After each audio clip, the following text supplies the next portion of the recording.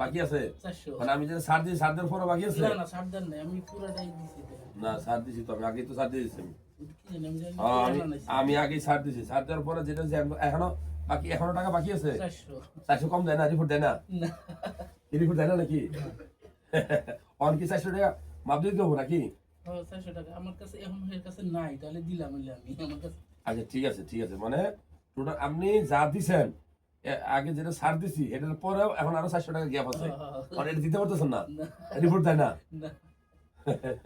মানে আচ্ছা ঠিক আছে তাহলে কি করবো 400 টাকা কম কম নাকি টাকা দিয়ে দেবো আমি না না আমার আচ্ছা ঠিক আছে 400 টাকা কম রাখতে বলছে আরো ঠিক আছে